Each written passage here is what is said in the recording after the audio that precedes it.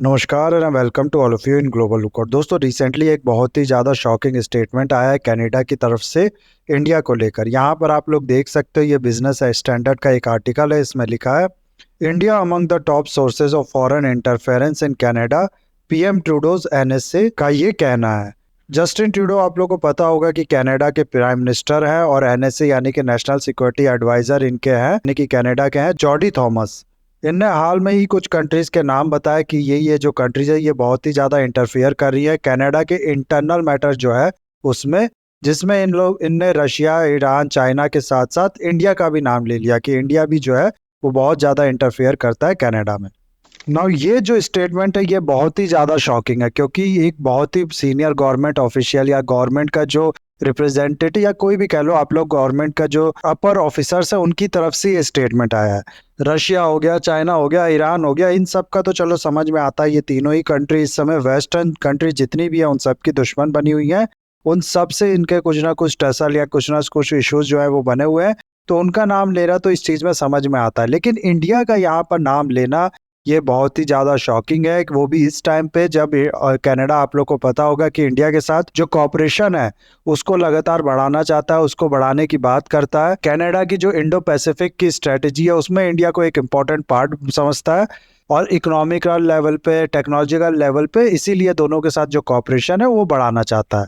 इसके अलावा दोनों कंट्रीज के बीच में जो ट्रेड एग्रीमेंट है वो भी साइन करने की बात होती है अक्सर। तो इन सब चीज़ों को देखते हुए, इन सब चीज़ों के बाद इस तरीके के स्टेटमेंट आना, ये आप लोग कह सकते हो कि एक बहुत ही ज़्यादा अनएक्सपेक्टेड चीज़ है जो हुई है। और क्यों इन सब के बाद भी ऐसा हो रहा है, इसका जवाब अगर आप लोग देखो तो वो आप लोग को मिल जाएगा इस फोटो में। यहाँ पर आप लोग देख सकते हो जो कनाडा का नेशनल असेंबली है ना, यानी कि कनाडा की जो पार्लियामेंट है उसका जो लोअर हाउस है, जैसे इंडिया में लोकसभा है वैसे कनाडा में जो हाउस ऑफ कॉमन्स है उसकी जो टोटल सीटें हैं वो है अराउंड 338। तो ऐसे में आप लोग कैलकुलेट कर सकते हो बहुत आराम से, जो पार्टी अगर अपनी गवर्नमेंट बनाना चाहती है तो इसको कितनी सीट चाहिए, इसको अराउंड 170 सीट चाहिए अपनी गवर्नमेंट बनाने के लिए। लेकिन यहाँ पर आप लोग देख सकते हो इस समय जो रूलिंग पार्टी है कनाडा की, लिबरल पार्टी ऑफ कनाडा, उसके पास इस समय केवल 150 के आसपास ही सीट है। पूरी जो मेजोरिटी के लिए सीटें चाहिए थी 170 सीट, वो इनके पास नहीं है।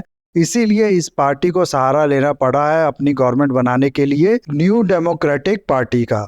यानी कि ये न्यू डेमोक्रेटिक पार्टी अगर आज कहती है कि हम अपनी जो सपोर्ट है वो लिबरल पार्टी को नहीं देंगे, तो आज के आज कनाडा की जो गवर्नमेंट है वो गिर जाएगी, भले ही लार्जेस्ट पार्टी जो है वो लिबरल पार्टी है।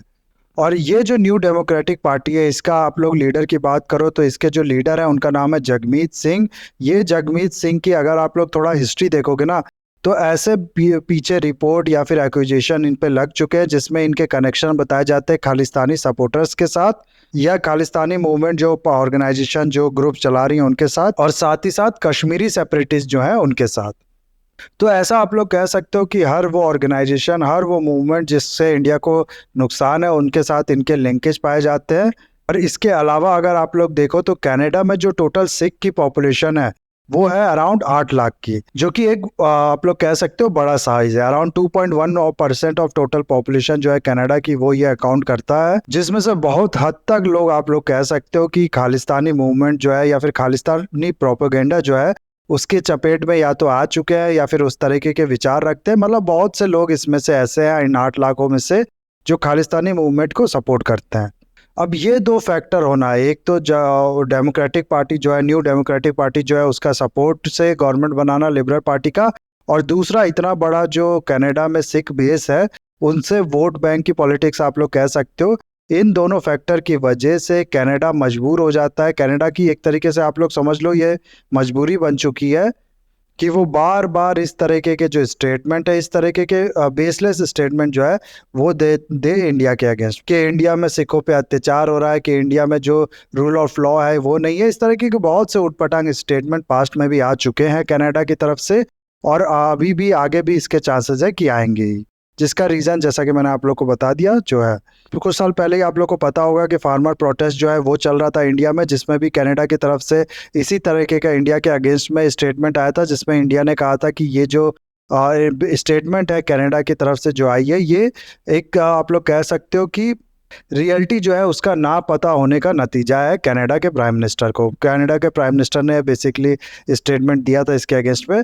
उसके अलावा हाल में ही वारिस पंजाब दे और अमृतपाल सिंह जो है उस पर क्रैकडाउन जब पंजाब पुलिस ने या फिर इंडिया की बाकी एजेंसीज ने करना शुरू किया तो उसके अगेंस्ट में भी स्टेटमेंट आया था कनाडा की तरफ से। तो इस तरीके के, जैसा कि मैंने आप लोग को बताया, काफ़ी चीज़ों को लेके कनाडा की तरफ से क्रिटिसाइज़ किया जाता है इंडिया को। और ऐसे उटपटांग स्टेटमेंट जो कि किसी प्रोपेगेंडा को आप लोग कह सकते हो सपोर्ट करे, वो दिए जाते हैं कनाडा की तरफ से।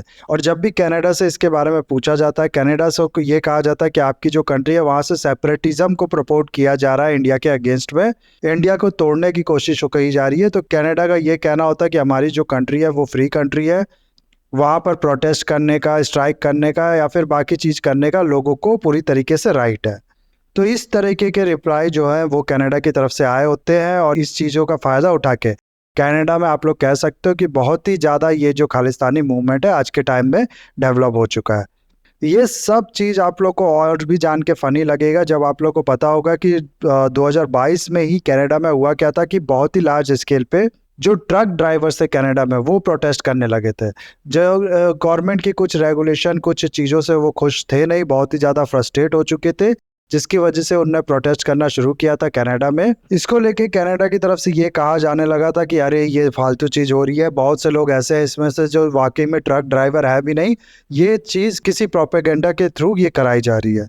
तो ये चीज़ इन लोग को आप लोग कह सकते हो कि प्रोपेगेंडा लगता है। लेकिन इंडिया का जो कश्मीर का इशू है, जो पंजाब का अमृतपाल सिंह का जो बीच में इशू चला था, वो सब इनको एक सीरियस मैटर लगता है। उसके अगेंस्ट में ये कमेंट करते हैं, वो चीज़ इनको इंटरनल मैटर ऑफ इंडिया पे कमेंट करने जैसा नहीं लगता है, या इंटरनल मैटर ऑफ इंडिया में इन्वॉल्व वो इंटरफेयर करने जैसा नहीं लगता है। लेकिन उल्टा ये इल्ज़ाम लगाते हैं इंडिया पे कि इंडिया हमारे इंटरनल मैटर जो है उसमें इंटरफेयर करता है। और इन्हीं सब रीजंस की वजह से होता क्या है कि जस्टिन ट्रूडो जो प्राइम मिनिस्टर है कनाडा के, वो काफ़ी बार अपनी बेइज्जती करवा चुके हैं। आप लोग को पता होगा कि 2018 या उससे पहले की बात है ये कि जस्टिन ट्रूडो जो है वो अपनी वाइफ के साथ, अपनी पूरी फैमिली के साथ इंडिया में आए हुए थे। और उस बार भी इस तरीके के काफ़ी स्टेटमेंट आप लोग कह लो या फिर इंडिया की तरफ से जो रिक्वेस्ट है वो की गई थी कनाडा को कि ये जो खालिस्तानी मूवमेंट है आपके यहाँ, इसको देखो, इसको बढ़ने मत दो, ये प्रोपेगेंडा के थ्रू चलाया जा रहा है, इंडिया को डिवाइड करने के लिए ये सब किया जा रहा है, किसी दूसरे कंट्री की इंटेलिजेंस एजेंसीज द्वारा इसको प्रमोट किया जा रहा है। तो अगेन फिर कनाडा की तरफ से, जैसा कि मैंने आप लोग को बताया, हर बार जो उसका कहना होता है वही होता है कि लोगों के पास राइट है प्रोटेस्ट करने का, ये है वो है, और कनाडा ने इस चीज़ को टाल दिया। उसके बाद जब ये आए फैमिली के साथ इंडिया में, तो आप लोग कह सकते हो बहुत हद तक इनको कोल्ड शोल्डर दिखाया गया। उतनी ज़्यादा इनको रिसीविंग या फिर उतना ज़्यादा इनको प्रोटोकॉल्स वगैरह नहीं दिया गया, कोई भी इनको रिसीव करने नहीं पहुंचा। अकेले ये अपनी फैमिलीज के साथ ताजमहल वगैरह घूम रहे थे, जिसके बाद काफ़ी न्यूज़ आर्टिकल इस तरीके के छप रहे थे कि कनाडा के जो प्राइम मिनिस्टर है उनका इंसल्ट किया गया इंडिया में। इंडियन गवर्नमेंट ने इसके बाद क्लैरिफाई भी किया था। लेकिन ये सब चीज़ देखो एक तरीका होता है गुस्सा दिखाने का, हालांकि मैं इसको जस्टिफाई नहीं करता हूँ, लेकिन इंडिया ने ये करके मैं कह सकता हूँ कि थोड़ा बहुत जो गुस्सा है, जो कनाडा की गवर्नमेंट है उसके अगेंस्ट में जो गुस्सा है उसको दिखाया था। उसके अलावा हाल में ही चाइना के जो प्रेसिडेंट है शी जिनपिंग, उनके साथ भी एक बार बहस हो गया था जस्टिन ट्रूडो को।